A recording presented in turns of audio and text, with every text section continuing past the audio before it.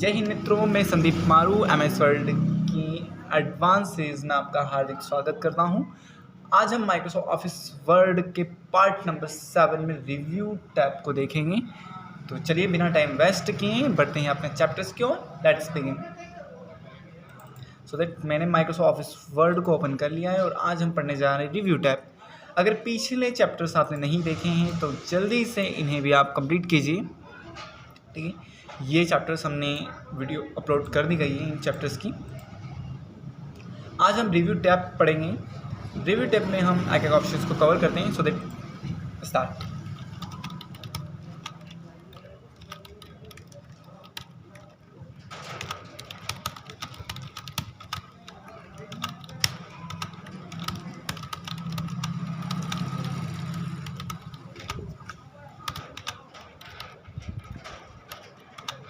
अच्छा, आपने सोचा होगा कि भे अलग क्यों लिखा हुआ, रू क्यों अलग लिखा हुआ, लाल क्यों अलग लिखा हुआ है। उसका कारण ही है जो मैं बताने जा रहा हूँ। ध्यान से देखेंगे कि आप इन सेंटेक्स के नीचे आपको रेड लाइन दिखाई दे रही है। ठीक है, तो मुझे उसी रेड लाइन को रिमूव करना है। ठीक है, तो वो रेड लाइन आप कैसे रिमूव करेंगे, तो उसके लिए आपको बेसिकली स्पेलिंग एंड ग्रामर पर आना है। स्पेलिंग एंड ग्रामर पर आने के बाद यहाँ पर आपके सामने एक डायलॉग बॉक्स आ रहा है स्पेलिंग एंड ग्रामर का, जहाँ जिस वर्ड के नीचे यहाँ रेड लाइन थी वो वर्ड आपको यहाँ पर रेड दिखाई दे रहा है। ठीक है, तो अगर ये रेड लाइन हटानी है तो आपको क्या करना होगा, तो आपको बेसिकली इग्नोर ऑन्स पर क्लिक करते हुए आगे बढ़ना होगा। ठीक है, तो उससे वो रेड लाइन हट जाएगी, या इग्नोर ऑल भी कर सकते हैं आप। ठीक है, तो इससे जहाँ जहाँ पर भी रेड लाइन है वो रेड लाइन हट जाएगी। अच्छा, ये रेड लाइन्स क्यों दिखाई दी जाती है ना, तो 2 मिनट में एक और वर्ड लिखता हूँ, फिर आपको वहाँ पर ले जाकर समझाता हूँ।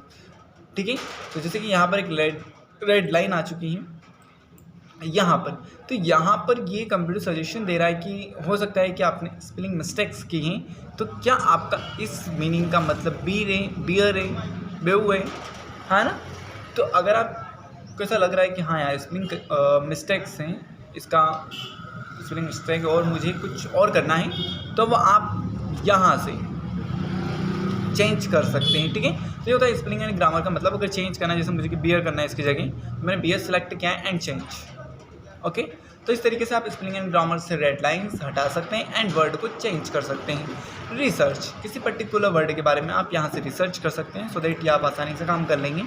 थीसोर्स एक डिक्शनरी लेवल का काम करता है। यहाँ पर्टिकुलर किसी वर्ड के बारे में आप सर्च कर सकते हैं, है ना। उसके मल्टीपल्स नेम आपको यहाँ पर दिखेंगे, जैसे कि प्रोसेसर कंप्यूटर का CPU है ना, PC, लैपटॉप, नोटबुक, तो उसके सिमिलर नेम्स आपको यहाँ पर नज़र आने वाले हैं। वर्ड काउंट का बेसिक मतलब है कि पूरी जो आपके पास डॉक्यूमेंट फाइल है उसमें कितने पेजेस है, कितने वर्ड्स है, कितने कैरेक्टर्स है, कितनी स्पेस है, नॉन स्पेस है ना, ओवरऑल लाइन्स, पैराग्राफ्स, ये ओवरऑल जानकारी आप वर्ड काउंट के थ्रू से निकाल सकते हैं। आप यहाँ से ट्रांसलेट कर सकते हैं। ठीक है, अगर लैंग्वेज ट्रांसलेट करना है आपको तो ठीक है, उसके लिए आपको इंटरनेट की सहायता लगेगी। सो दैट अभी हमें कुछ भी नहीं करना है ऐसा।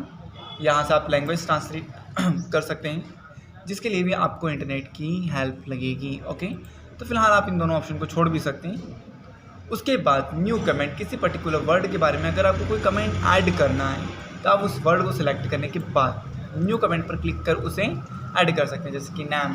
ओह भाई, वेरी नाइस। ऐसे आप कमेंट्स ऐड कर सकते हैं। ओके, और अगर कमेंट डिलीट करना है तो आप कमेंट्स को डिलीट भी कर सकते हैं। ठीक है, तो यहाँ पर किसी पर्टिकुलर वर्ड के बारे में अगर कोई इन्फो देना है तो आप कमेंट के थ्रू दे सकते हैं।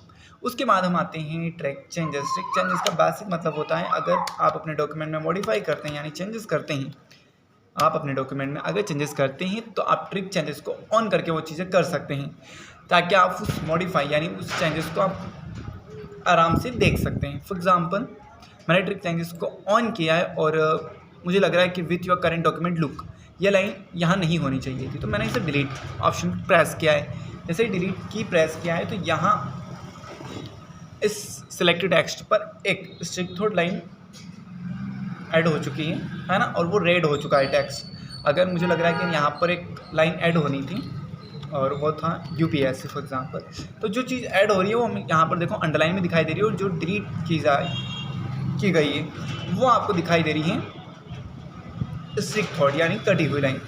के थ्रू एनसी। ठीक है, तो इस तरीके से आप मॉडिफाई कर सकते हैं अपने डॉक्यूमेंट्स को और किसी और को दिखा भी सकते हैं कि फॉर एग्जांपल आपने किसी के लिए स्पीच रेडी किया है, ठीक है, और वो पर्सन कहीं बाहर गया है, फिर आपने कॉल किया कि भाई आपका स्पीच रेडी हो चुका है, आप 2 मिनट के लिए आ जाइए। ठीक है, तो वो पर्सन आया और उस पर्सन ने बुलाया कि यार ये ऑप्शन यहाँ पर ठीक नहीं है, यहाँ पर ये ऐड कर दो, या फिर कुछ भी करवा रहा है वो आपसे मॉडिफाई, तो आप इसका इस्तेमाल करके मॉडिफाई कर सकते हैं डॉक्यूमेंट को और फिर उसे एक्सेप्ट एंड रिजेक्ट के थ्रू से आप अपना काम कर सकते हैं। जैसे कि मुझे ये हटाना ही है, मुझे ये हटाना ही है, तो आप उसे क्या कर देंगे, एक्सेप्ट, यहाँ पर आएंगे, अच्छा वो नीचे से आ रहा है, यस, ठीक है, यूपीएससी रखना है एंड इसे हटाना है, ओके, सो दैट ऐसे है ना। अब आपका दिमाग आ रहा होगा कि अगर ऐसा ही करना है तो मैं तो डायरेक्टली डिलीट करके ही कर दूंगा, पर मान लो कि कभी 2 पर्सन है कि एक नॉर्मली आया है फिर उसका एक बड़ा भाई और आएगा, तो ऐसी चीज़ों के लिए हम ट्रैक चेंजेस और ट्रैक चेंजेस के थ्रू से मॉडिफाई कर सकते हैं। ठीक है, तो ये ट्रैक चेंजेस का ऑप्शन होता है, बेसिकली कोई चीज़ ऐड करना है या रिमूव करना है तो आप इस ट्रैक चेंजेस का इस्तेमाल कर सकते हैं और अपने डॉक्यूमेंट में मॉडिफाई यानी चेंजेस कर सकते हैं, सो दैट ये चीज़ आपको समझ आई होगी। इसे ऑफ कर दीजिए फ़िलहाल। चलिए अब मैं आपको बताऊंगा यहाँ पर कंपेयर, अच्छा ये इसी का हिस्सा है ना, एक्सेप्ट एंड रिजेक्ट, प्रीव्यू यानी पिछले चेंजेस देखना है, नेक्स्ट अगले चेंजेस देखना है, ओके। कंपेयर फॉर एग्जांपल मैं 2 डॉक्यूमेंट लिख लेता हूँ फटाफट। हाँ, तो कंपेयर में मुझे क्या करना है, फॉर एग्जांपल मेरे पास 2 डॉक्यूमेंट हैं एंड दोनों डॉक्यूमेंट्स का मुझे कंपेयर करना है। ठीक है, फॉर एग्जांपल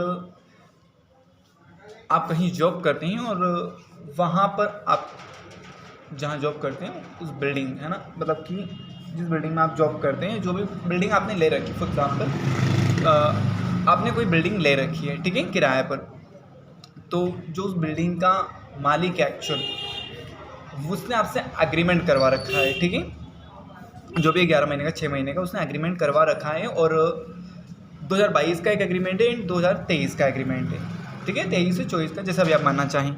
ठीक है, तो 2022 का एग्रीमेंट है, 2023 का एग्रीमेंट है, बट उसने क्या करा है 2022 जो 23 का एग्रीमेंट है उसका जो लास्ट एग्रीमेंट है उसमें उसने कुछ मॉडिफाई करवाया, कुछ चेंजेस किए हैं, ठीक है, और लगभग वो एग्रीमेंट 40 से 50 पेज का है।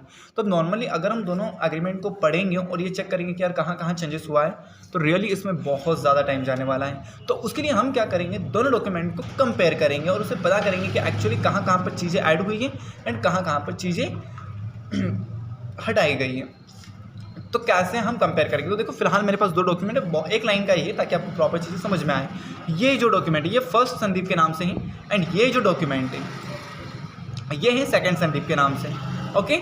और यहाँ पर भी देखो, यहाँ पर कुछ चीज़ें ऐड की गई है, and I live in Maulana, and यहाँ पर क्या है संदीप कुमावत है, ठीक है, यहाँ पर भैरूलाल जी हैं एंड यहाँ फुलीबाई कुमावत हैं। अगर फर्स्ट वाली फाइल का देखें तो यहाँ पर कुमावत की जगह मारू लिखा हुआ है, यहाँ पर जी नहीं है, एंड आई लिव इन मौलाना यहाँ पर लिखा हुआ नहीं है। तो मुझे इन दोनों फाइलों के बीच में कंपेयर करना है ना, मैं देखना चाहता हूँ कि ये कैसे बताता है एक्चुअली। तो मैं कंपेयर ऑप्शन पर जाऊँगा, कंपेयर पर क्लिक करूँगा एंड उसके बाद यहाँ पर ओरिजिनल डॉक्यूमेंट कौन सा है हमारा, फर्स्ट, तो मैं इसे फर्स्ट सेलेक्ट कर लूँगा, फर्स्ट संदीप, ओके। और हमारा सेकंड डॉक्यूमेंट कौन सा है, सेकंड संदीप, तो मैं थोड़ा सा नीचे आऊँगा, थोड़ा सा, ये रहा सेकंड संदीप एंड ओके। जैसे ही मैं ओके कर रहा हूँ तो थोड़ा सा टाइम लग सकता है, ठीक है। यहाँ पर शो सोर्स डॉक्यूमेंट अगर आपको ऐसे नॉर्मली दिख रहा है तो आपको बेसिकली क्या करना है, शो बूथ पर जाना है। शो बूथ से आपको दोनों डॉक्यूमेंट्स दिखाई देंगे प्रॉपर्ली, ओरिजिनल भी और रिसिप्ट भी, ओके। तो देखो ये ओरिजिनल डॉक्यूमेंट है, my name is Sandeep Maru and my father name is Bherulal and my mother name is Phulibai Maru, okay. यहाँ पर रिसिप्ट डॉक्यूमेंट है, my name is Sandeep Kumawat and my father name is Bherulal ji Maru, ji है, मारू नहीं है, okay, and my mother name is Phulibai Kumawat and I live in Maulana. अब ये compare document है, इसमें पूरा ओवरऑल इन दोनों का इन्फॉर्मेशन बताया जा रहा है कि भैया कहाँ पर चेंज हुआ है और क्या चेंज हुआ है। देखो यहाँ पर बताया जा रहा है माय नेम इज़ संदीप मारू। अब जैसा कि अपन ने ट्रैक चेंजेस में पढ़ा था कि जो वर्ड कटा हुआ लग रहा है यानी कि उसे डिलीट किया गया है, और जिसके नीचे अंडरलाइन है यानी उसे ऐड किया गया है ना, जिस पर अंडरलाइन है, जिस टेक्स्ट के नीचे अंडरलाइन है उसे ऐड किया गया है, और जो टेक्स्ट आपको कटा हुआ लग रहा है यानी कि स्ट्रिक्ट थॉट लग रहा है वो वर्ड रिमूव किया गया है फाइल से, okay, and my father name is Bherulal ji, यानी जी के नीचे अंडरलाइन है, ऑब्वियसली ये ऐड किया गया। And my mother name is Phulibai Maru, Maru strict थोड़ लगा हुआ है यानी डिलीट किया गया है, कुमावत ऐड किया गया है, and I live in Maulana add किया गया है। अब यहाँ पर एक्सेप्ट एंड रिजेक्ट दो ऑप्शन आ रहे हैं। अब आप इसमें से क्या रखना चाहते हैं और क्या नहीं रखना चाहते हैं। तो भैया मैं कुमावत को रखना चाहता हूँ, संदीप कुमावत को रखना चाहता हूँ। ओके, तो देखो मारू को हटाना चाहता हूँ तो मैंने एक्सेप्ट किया है, हट चुका है यहाँ से। कुमावत को मैं रखना चाहता हूँ तो मैंने एक्सेप्ट किया है।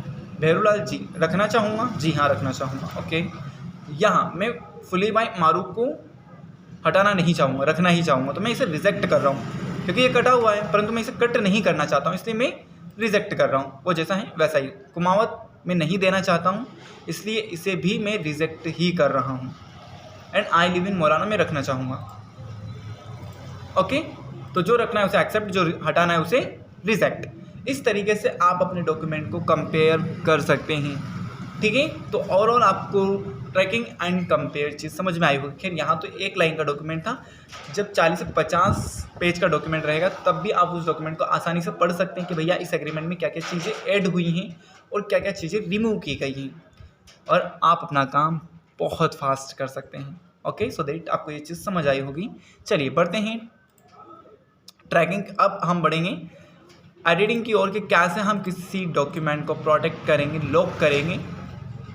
रिस्ट्रिक्ट एडिटिंग यानी कि जो डॉक्यूमेंट है उस पर एडिटिंग को कैसे स्टॉप करेंगे। फॉर एग्जांपल ये मेरा डॉक्यूमेंट है फर्स्ट संदीप, ठीक है। अब मैं चाहता हूँ कि इस पर किसी भी प्रकार की कोई एडिटिंग मेरे अलावा ना करें, तो मैं क्या कर दूंगा, इस डॉक्यूमेंट को लॉक करूँगा।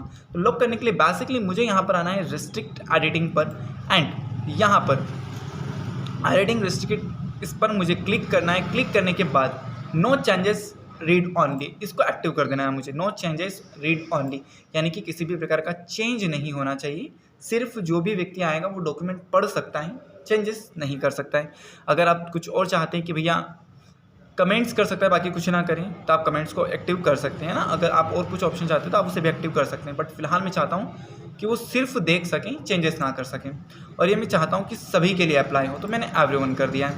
एंड यहाँ पर थर्ड नंबर का जो ऑप्शन है यस स्टार्ट, इस पर मैं क्लिक करूँगा। क्लिक करने के बाद मुझे पासवर्ड देना है, ठीक है। तो मैंने 4545 पासवर्ड दे दिया है। एंड सेकेंड भी क्लियर यानी कंफर्म करना है आपको पासवर्ड, ठीक है। तो वहाँ पर भी आप पासवर्ड दे देंगे।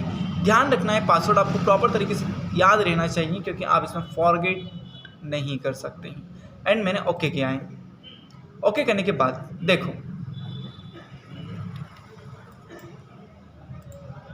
यहाँ पर मैं इसे अंडरलाइन करना चाहता हूँ या बोल्ड करना चाहता हूँ, यहाँ सारे ऑप्शंस बंद हैं। ओके, तो ये होता है आपका रिस्ट्रिक्टेड विकल्प, ठीक है, एडिटिंग का। अगर आप इसे रोकना चाहते हैं तो स्टॉप पर क्लिक करेंगे एंड 4545 इंटर। देखिए अब आप प्रॉपर तरीके से एडिटिंग कर पा रहे हैं। ओके, तो ये चीज़ आपको समझ में आ गई होगी। ओवरऑल यहाँ से हटा देंगे आप सारी चीज़ें। ओके, ये देखिए, सो दैट आपको ये समझ में आया होगा। इसी के साथ अब मैं लेता हूँ आपसे विदाई। मिलते हैं लास्ट टॉपिक व्यू टैब में हम बहुत ही जल्द आपसे। अगर कुछ समझ ना आया हो तो बाकायदा आप हमें कमेंट बॉक्स में जाकर बताएं। तब तक विदाई लेते हैं हम। जय हिंद, जय भारत।